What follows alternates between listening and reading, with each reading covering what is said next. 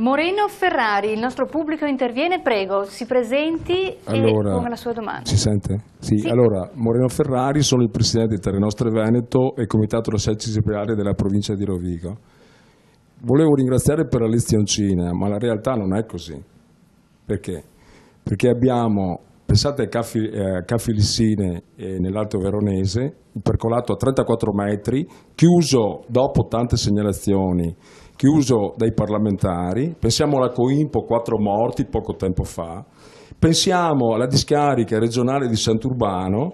Noi abbiamo come vari comitati diffidato a tutti gli ordini fino alla regione, perché si continua a portare rifiuti in una zona dove c'è un grave dissesto idrogeologico, dove insiste il fiume Adige, secondo fiume d'Italia, a carattere semitorrentizio, dove si pesca acqua, pescano anche milioni di persone, dove insiste nello stesso reticolato il Fratta, che è un anno sì, l'altro anno pure in fase esce fuori praticamente, no?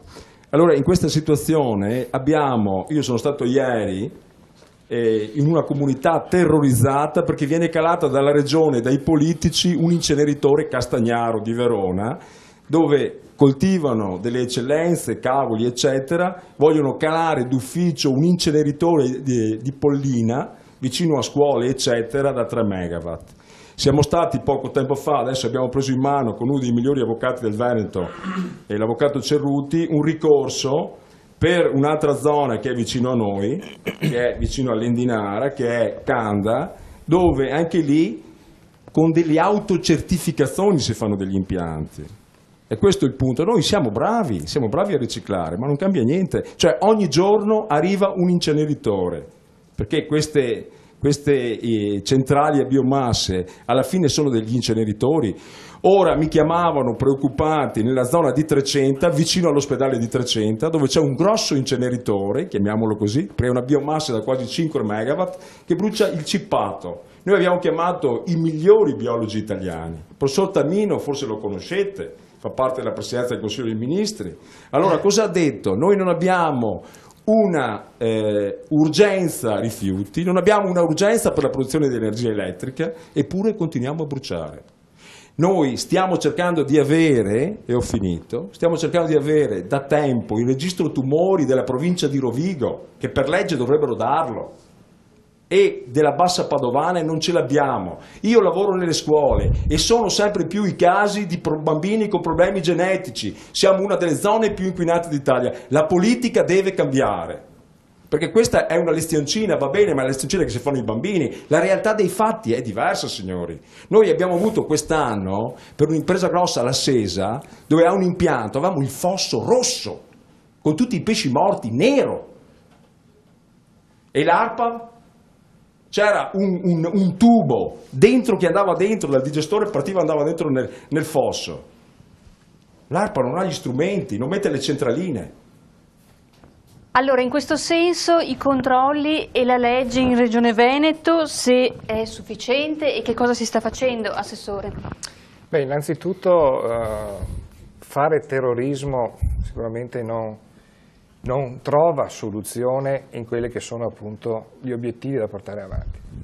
Penso che se si parla di centrali a biomasse dobbiamo ringraziare proprio una normativa che ci arriva dall'Europa, perché è stato incentivato proprio la creazione di questi impianti e abbiamo cercato di tutto, anche come Regione, di cercare di limitarlo il più possibile, anche limitando quelle che sono progetti che arrivano da qualsiasi, la legge lo permette, da qualsiasi imprenditore, da qualsiasi promotore che voglia appunto proporre un impianto.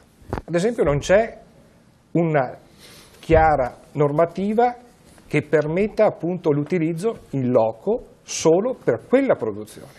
Perché? Perché non reggono, perché a livello di investimento sono impianti che non reggono, perché hanno bisogno di quantitativi che non sono conformi a quelle che sono le produzioni delle dimensioni delle nostre imprese, soprattutto agricole.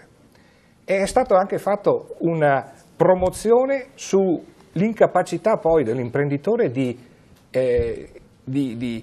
avere la possibilità di un recupero economico di quegli impianti, perché sono impianti che sono costati e che adesso qualcuno propone addirittura l'utilizzo di questi impianti di reflui agricoli, di biomasse agricole, per l'utilizzo ad esempio di rifiuti urbani.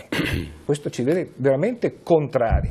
Quindi non è possibile farlo. Non è possibile, però la norma non è chiara nemmeno su questo.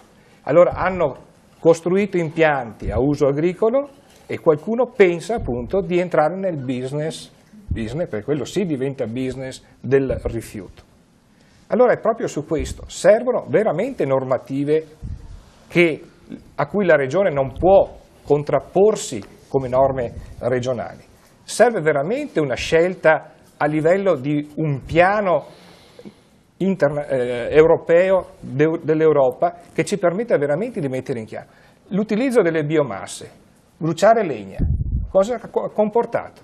Ha comportato con quello che è un sistema tradizionale di stufe ormai vetuste, che non hanno l'abbattimento dei fumi adeguati, un inquinamento. La provincia di Belluno d'inverno, anche se abbiamo boschi dappertutto, vede picchi di inquinamento di polveri sottili dovute proprio a questo. Il pellet che sembra invece un riscaldamento. Abbiamo incentivato come Regione proprio anche con la rottamazione, con gli incentivi alla rottamazione, l'acquisto, la sostituzione con stufe che hanno sicuramente i requisiti adeguati per l'abbattimento di fumi. Le imprese ci sono qua in Veneto, vendono all'estero. Perché questo?